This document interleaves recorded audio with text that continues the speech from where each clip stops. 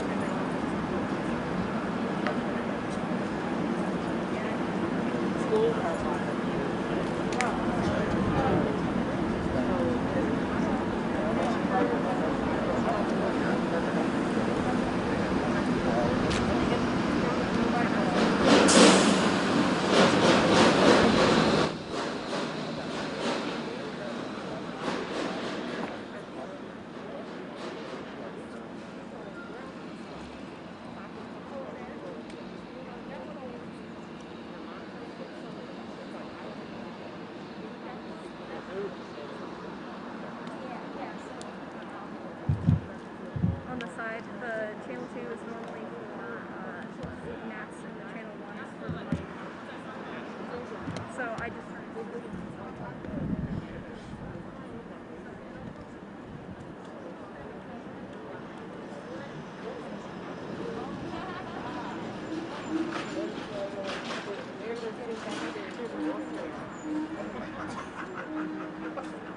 That makes you feel even better. You don't have to worry about it.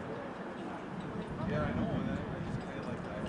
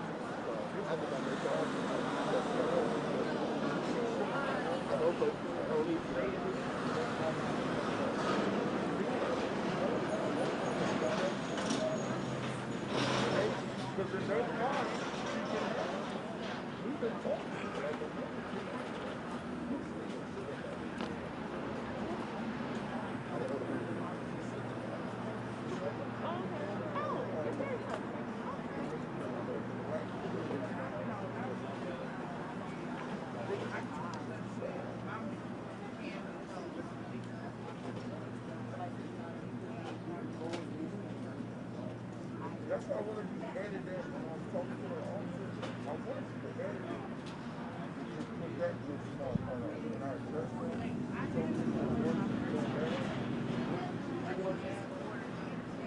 I want you to start it by starting that. Then let you go out.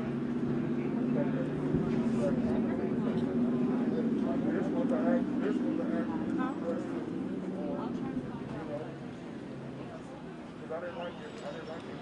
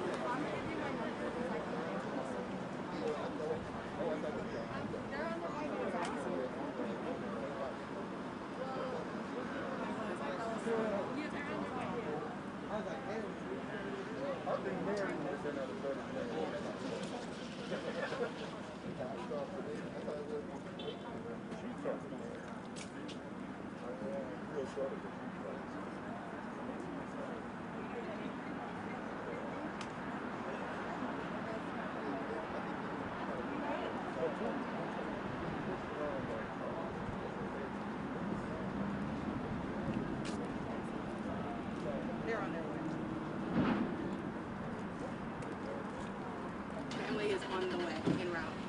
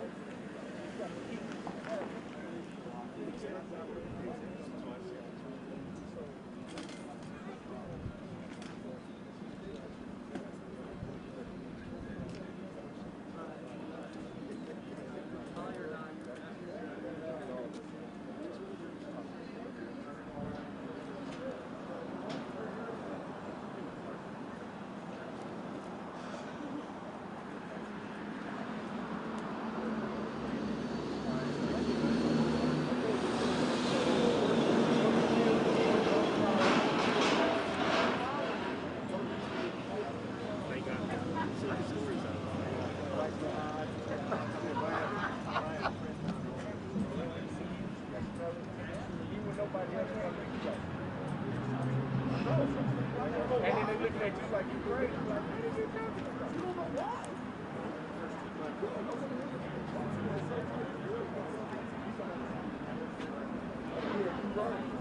But I guess you see what it is.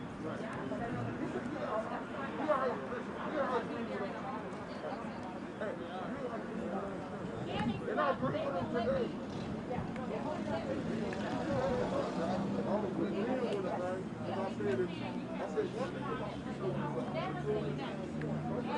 they get one time they're really coming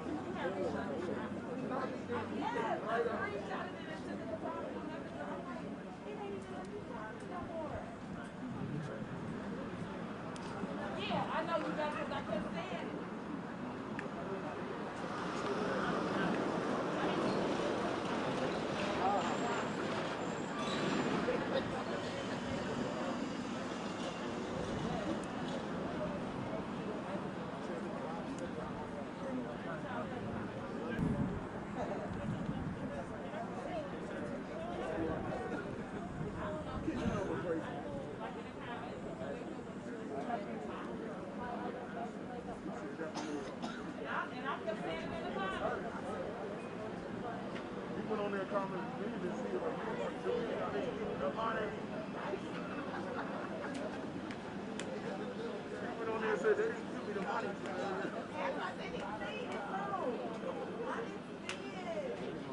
mom got mad before she kept saying, she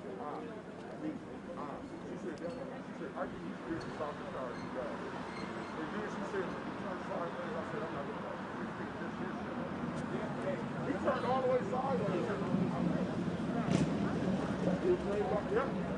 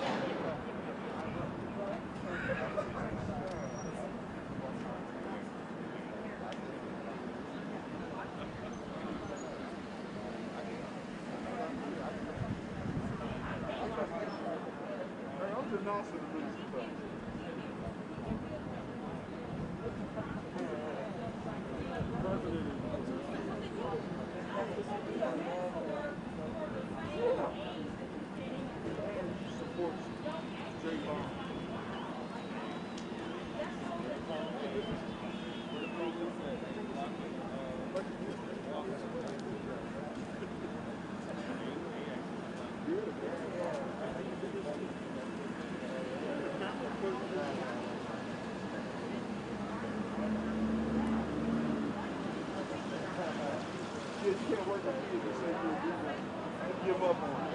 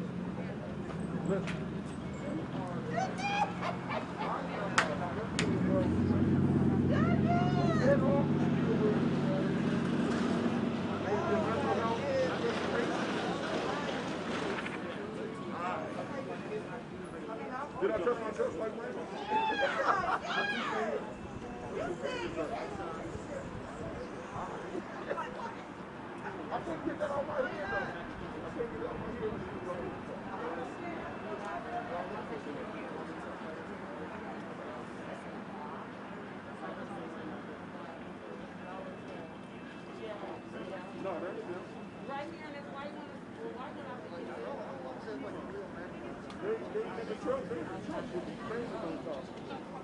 I said, this thing is still here.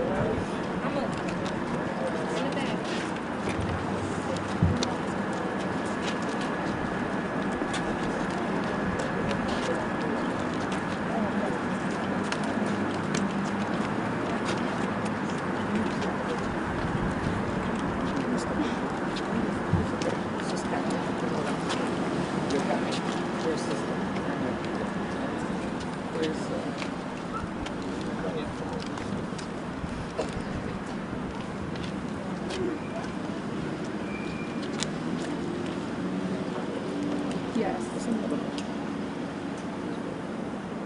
Hi, Shay, hi. Good afternoon. Thank you for being here today. We are in the midst of a national epidemic.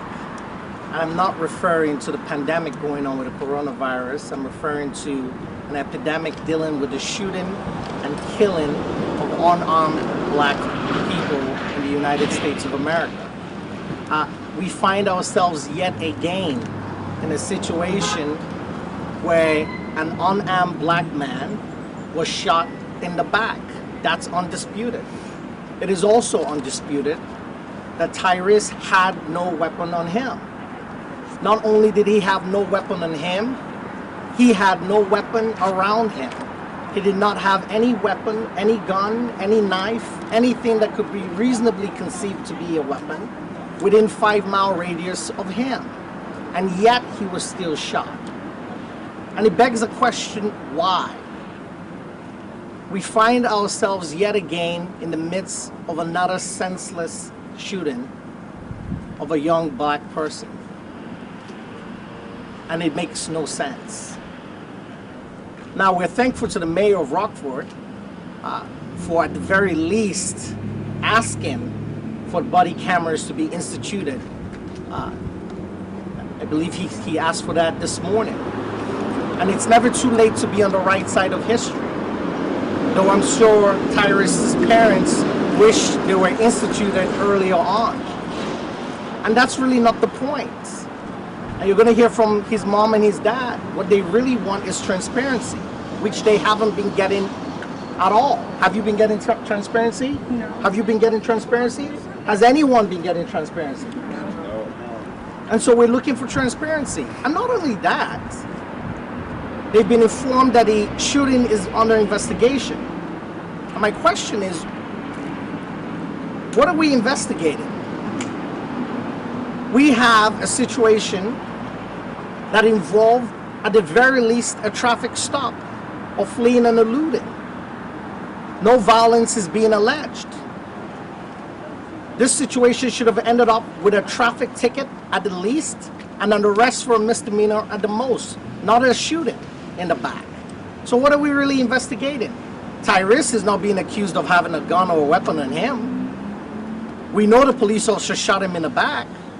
The only investigation that we're asking for and the family is asking for is a criminal investigation into the police officer's conduct. Is this the first time he's shooting someone in the back? Has he had other complaints about him, against him, involving excessive force? Those are the questions that need to be asked. It is offensive to the family, hearing that they're investigating the shooting when everybody knows the facts around the shooting. It's not being disputed. The state's attorney's office came out indicating that Tyrese was shot in the back at least twice and indicated that they didn't find a weapon. So what are we investigating? A criminal investigation needs to be launched. The family is going to be filing a complaint with the FBI to launch a separate investigation, the Civil Rights Division. And we're asking for the state's attorney's office to follow the lead of the mayor and do the right thing and be on the right side of history, and to launch a criminal investigation into this officer. And if they can't do it, they should appoint a special prosecutor in this case, or an independent prosecutor, to look into it. This has to stop. A traffic stop has ended now with a young man fighting for his life. I cannot even assure you, and I hate saying this in front of the parents, I don't know if Tyrese is going to make it, and we're praying he does. But I've been informed this morning by the hospital through the family that he has surgery today. And so we don't even know if he's going to make it. And we pray he makes it. We're all praying. But this needs to stop. We have the vaccine for this epidemic. And it's police reform. It's body cameras. It's proper training. It's implicit bias training. It's getting the bad cops off the street. It's instituting proper reforms. That's the vaccine. We don't need to wait for Regeneron to give us a vaccine, or any of the scientific companies, or we don't need clinical trials. We know what to do. It's going hard against bad police officers. And I used to be a prosecutor in Cook County. And it needs to stop. And at this point, I'll let the family speak.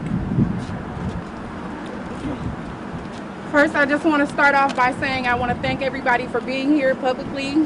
There's been a lot of support from the community, from people that I've never met in my entire life.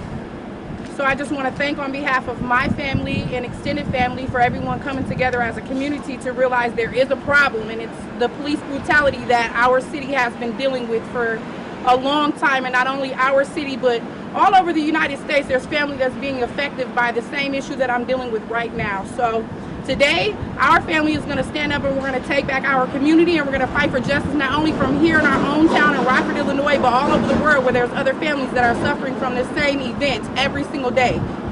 I just ask that everybody, excuse me, I'm nervous, you all, so I do apologize. I just ask that everyone remember that he's innocent until proven guilty. And no matter what the circumstances were, my son is laying in a hospital bed right now fighting for his life by himself. No one's at his bedside but those nurses and those doctors.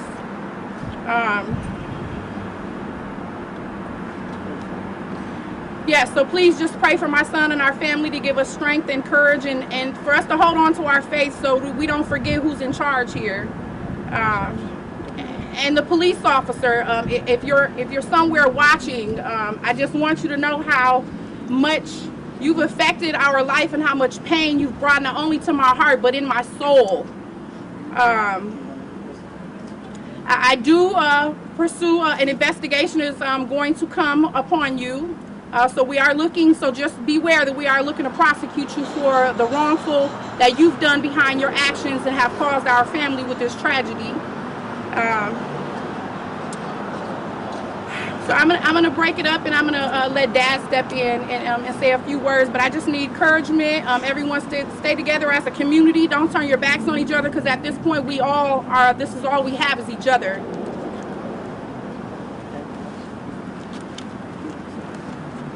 Thank you all once again for coming out, Take the mask off. being a part of this situation that's going on. And I just want to see justice for my son, because nothing like this should happen to any parent. And I thank you all once again. Thank you. If anyone has any questions, the family is here to answer them. But What's the situation is, what would you respond to folks who say that every police department in the country could have body cameras, but if policies aren't changed, all you're going to see is cameras recording brutality and things that shouldn't be allowed in policing? You're absolutely right. And that's why I stated earlier, apart from the body cameras, they have to institute proper police reform, proper training. But I do feel with body cameras activated, not just having body cameras and all of a sudden they're not working on that particular day, but actually activated and working, I think even bad police officers will think real hard before they do something illegal. But it's a first step. I think once the public knows there's a shooting and there's a body camera that they get to watch and see what happened, I think that goes a long way, as opposed to having a situation where we don't have body cameras. So you're absolutely right. It's not the only step, but it's a first step towards more reform. As far as this investigation, specifically against the officer, the department as a whole, can understand what that process, I guess, will look like. Well, obviously, it's an investigation into the shooting of Tyrese, which naturally involves the police officer who pulled the trigger. There were other police officers on the scene. What we like to know is they didn't shoot. They didn't feel the need to shoot. Why this particular police officer? What's going on with him? And I don't know. We want to find out. And, you know, we want transparency. We want to find out what's going on. You know, and so obviously if there's a problem, if there's an environment created by the police department that allows for this conduct to go unchecked, then absolutely there needs to be a wider investigation and a better reform instituted for the police department. There were some conflicting reports early on We heard that Tyrese was involved in a non-life-threatening situation, and then we heard he was in stable condition and critical. What is the actual situation right now? Well, at this point, I'm not a doctor. We've also been, I think the reason we're hearing different reports is with anything medical, your condition can change. Initially, he was in critical condition. At some point, he became stable and reverted back. Right now, I can tell the members of the press corps today that his condition right now is that he's about to go into an operation or procedure at some point later today or tomorrow. With any procedure or operation, we all know that it comes with risk. And at this point in time, he's not doing well. I believe as of yesterday, he was still, or 2 days ago, he was in induced coma. That's not a good position for anyone to be in. And the real question is, okay, he recovers from that. What's his prognosis moving forward? Would he be able to walk? Would he be able to function the way a normal person in his position should function? These are all questions we don't have the answers to at this point in time. But the bigger thing is, we shouldn't be in this position in any event, and it has to stop. On Friday, at the scene of the shooting, Rockford police say that Mr. Jones was going towards another vehicle. That's why the officer. I'm sorry, I didn't hear you. I apologize. No, not a problem. So on Friday, at the scene of the shooting, Rockford police say that Mr. Jones was headed towards another vehicle. That's why they initiated more force. Is there a comment on that? Is that statement untrue? It's very interesting. Excuse me. It's interesting. This usually comes up, and I don't like focusing on things like this, and here's why. Because when we focus on things that are not relevant to the actual event, what's relevant to the actual event is, in order to use deadly force, was Tyrese posing a deadly threat to the police officers? And from every press conference, every statement from the state attorney's office, it's clear that he was not.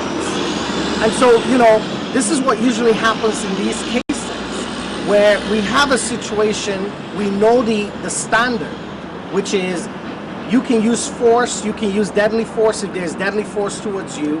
And then, what we start hearing is people going in tangents to distract. Well, what's his history like? What did he do when he was 12 years old? Did he take candy from the fridge?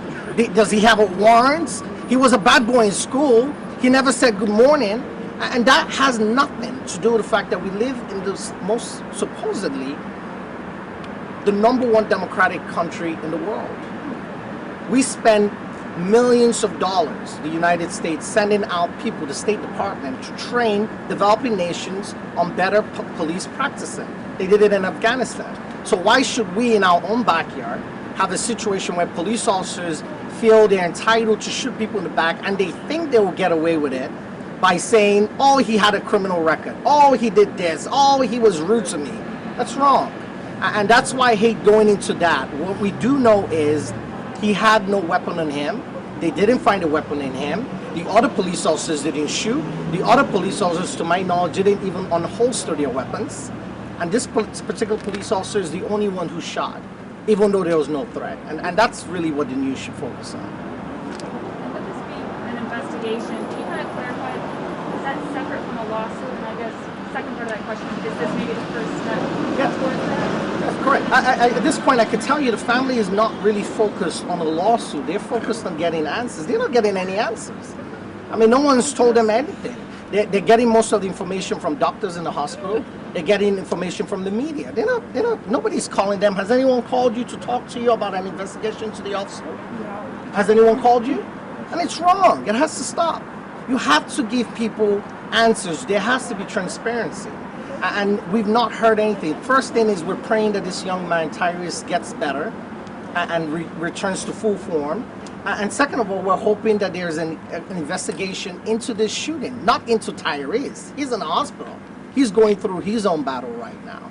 And so those are the first two steps we want to take before we even get into a lawsuit. Definitely somebody is going to have to be responsible and held accountable for the shooting. But really, we want him to get well, and we want an investigation at this time. Any more questions? Okay, thank you.